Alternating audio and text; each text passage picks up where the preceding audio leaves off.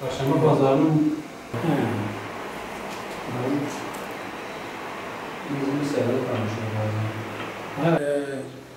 Cumhuriyet tarihinden bu yana zaman zaman bedelli askerlik çıkartılmıştır. Ve son 1990 yıllarından bu yana da daha çok sık çıkartılmaya başlandı. Son birkaç gündür tekrar gündeme geldi, yeniden konuşuluyor. Torba yasaya girilecekmiş ve önümüzdeki yasama yeriyle birlikte meclis gündemine gelineceği söyleniyor.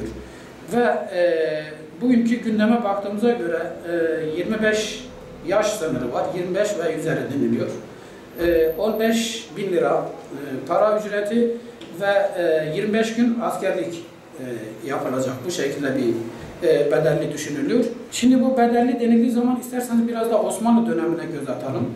Osmanlı döneminde de vardı bedelli. Sadece Cumhuriyet döneminde değil.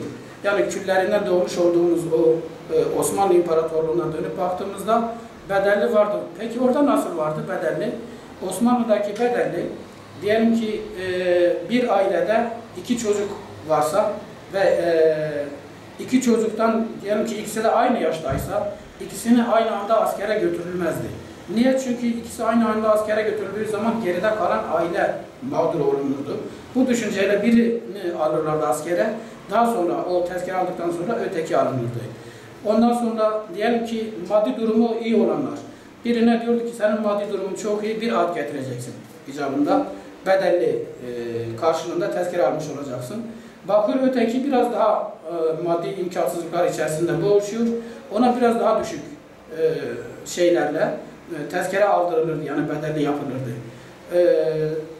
Aynı şekilde medreselerde ilim tahsil eden öğrenciler, işte bunlar askere giderse o zaman ilim ne olacak gibi düşüncesiyle askere alınmazdı.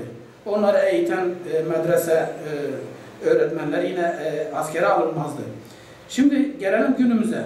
Şimdi günümüzde evet 25.000 lira para deniliyor ama 25.000 lira diyelim ki bir aile için belki zengindir, maddi durumu çok çok iyidir, refah düzeyi yüksektir, bir çerez parası. Ancak öbür taraftan yığınla yoksul, garip gureban insanlarımız var. Bunların da bedelliden yararlanabilmesi için bunlar için daha düşük bir miktar getirilmesinde yarar görüyorum.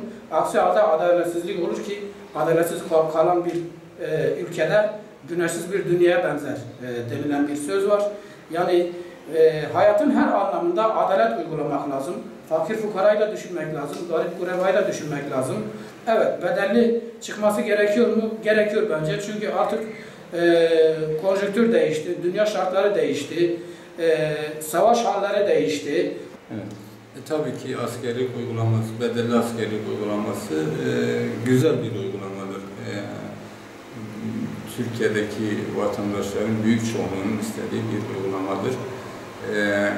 Fakat gelir eşitsizliği açısından doğru bulmuyorum açıkçası. Çünkü bu ülkede açlık sınırının altında yaşayan insanlarımız var. Okuyanlar için belki bir sıkıntı değildir, bir sorun değildir. Çünkü 40 yaşına kadar okuyan insanlarımız vardır. 40 yaşından sonra zaten o askerliğe çok da elverişli bir insan olmayacağından gidip bu bedelini ödeyip rahatlıkla bedelli askerlik yapmış olur. Fakat ödeme güçlüğü çeken insanlarımız bu konuda çok zorlanacaklardır. Bu da bunun adil bir uygulama haline gelebilmesi için belirli bir kişilerin gelir seviyelerine göre düzenlenmesi daha uygun olacaktır. Ki ben buna inanıyorum. En azından gelir beyannamesi verilip, gelir beyannameleri istenip ona göre kimin neye gücü yetiyorsa bu miktarı ödemeleri daha uygun olacaktır. Ki Türkiye'nin de bir gerçeğidir. Artık teknoloji gelişiyor, bilim gelişiyor. Ülkemizin de bir an önce profesyonel askerliğe geçiş yapması şarttır. Öyle görünüyor. Çok. Sen biraz o yana git. Ortalı olsun maksat, tamam. Başla. Bedelli askerlik için düşüncem güzel. Yani hükümete şu an almış olduğu karar güzel. Profesyonel orduya geçiş yapılsın bir an önce.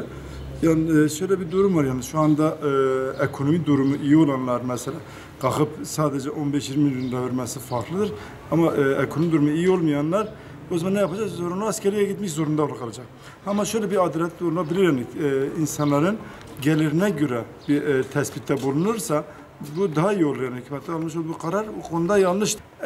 Gelirine göre tespitte bulunup ona göre askerlik ücreti alınması daha uygun olacağını düşünüyoruz.